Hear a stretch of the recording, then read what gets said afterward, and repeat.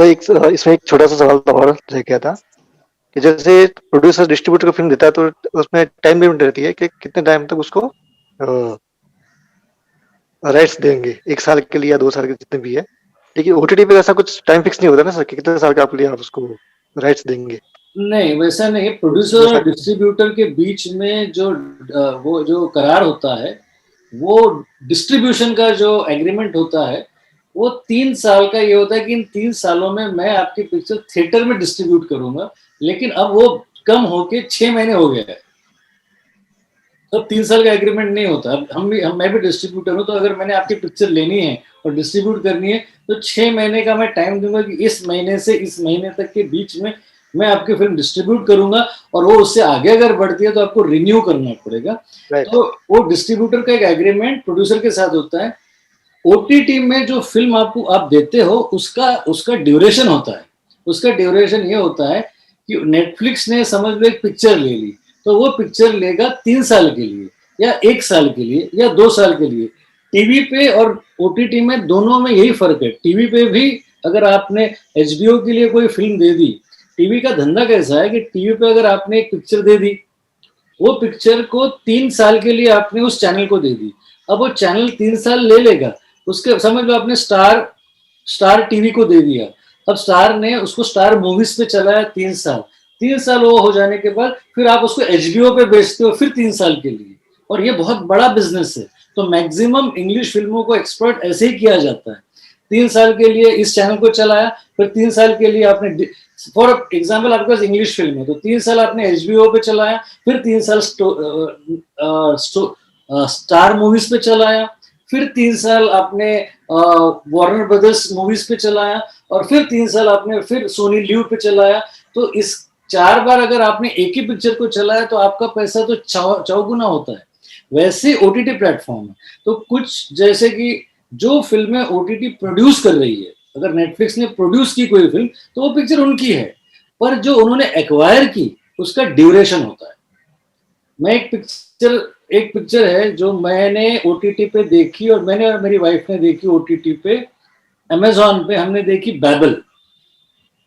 बैबल नाम की एक पिक्चर। हमने देखने के बाद मैं 3 महीने के बाद मैंने कहा कि मैं उसका मैं क्लासिक में रिव्यू करना चाहता हूं। तो मैं फिर से जब उस ओटीटी प्लेटफॉर्म पे गया अमेजॉन पे, तो पिक्चर थी नहीं। फिर मैं नेटफ्लिक्स पे ढूंढा, नेटफ्लिक्स पे भी नहीं थी। तो मैंने लिखा उन लोगों को नेटफ्लिक्स में कि भाई ये पिक्चर आपके पास जो थी वो कहाँ गई। तो उन्होंने कहा कि नेटफ्लिक्स के लिए का हमारा ड्यूरेशन 3 साल का था जो हमारा एक्सपायर कर गया, अब वो पिक्चर ओपन है।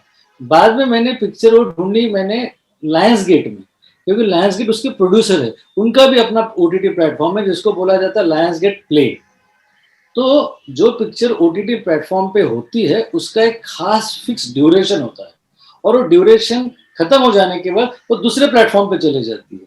जैसे कि एक फार्गो नाम की सीरीज है जो मेरी सबसे फेवरेट सीरीज है, वेब सीरीज है वो पहले नेटफ्लिक्स पे थी, सीजन 1 सीजन 2। मैं उस सीरीज का सबसे बड़ा फैन हूँ, मैं और मेरी वाइफ। तो पहला सीजन दूसरा सीजन अमेजोन पे आया, नेटफ्लिक्स पे आया, और हम तीसरे सीजन की राह देख रहे थे। अब वो तीसरा सीजन मालूम पड़ा यूएस में आ गया, तो हम लोग बड़े अनईजी हो गए कि इंडिया में कब आएंगे। फिर मैं तो कोशिश कर रहा था कि वीपीएन लेके नेटफ्लिक्स यूएस का मैं ले लूं, और जिससे कि मैं यूएस का नेटफ्लिक्स देख सकूं। तो क्योंकि हम दोनों इतने ये थे, एक्साइटेड थे कि वो देखना ही देखना है। फिर उन्होंने डेट दी कि वहां पे रिलीज होने के 3 महीने के बाद इंडिया में आए, तो हमने कहा कि चलो 3 महीने के बाद देखें। अब वो जब 3 महीने के बाद आया तो वो अमेजोन पे नहीं आया, वो नेटफ्लिक्स पे नहीं आया, वो अमेजोन पे चले गए। तो हमको बड़ा ताज्जुब हुआ कि नेटफ्लिक्स के बजाय।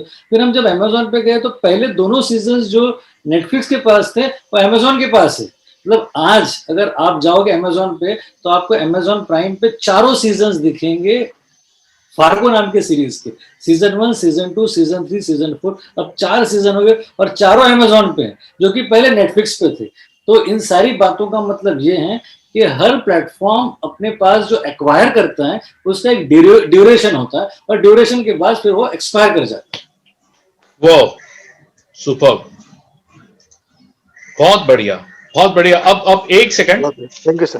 कोई आगे का सवाल जाने के पहले कुणाल ये बताना कि क्या इतनी सारी इन डेप्थ इंफॉर्मेशन आपको एक ही जगह से मिल सकती थी?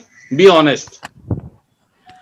जी नहीं सर, जिस तरह सर एक्सप्लेन कर रहे हैं, thank you sir for explaining each and every details in a depth. ऐसी इन्फॉर्मेशन हमें कहीं नहीं मिलती, हमें एक्चुअली गूगल भी करते तो इतना अच्छे से कोई एक्सप्लेन नहीं कर पाता। Thank you.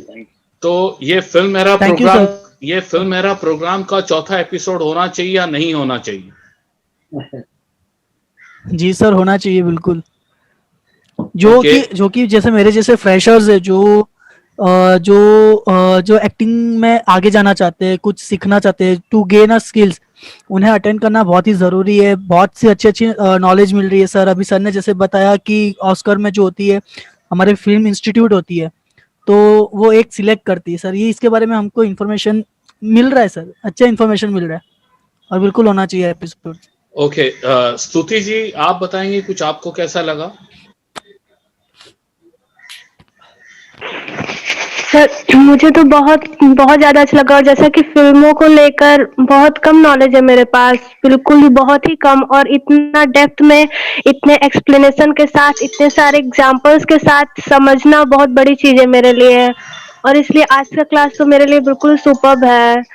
तो ये बहुत अच्छा लग रहा है मुझे, और मैं लकी हूँ कि मैं ये क्लास कर रही हूँ। अच्छा हुआ मैंने मिस नहीं किया, बहुत अच्छा लग रहा है। जी जी जी।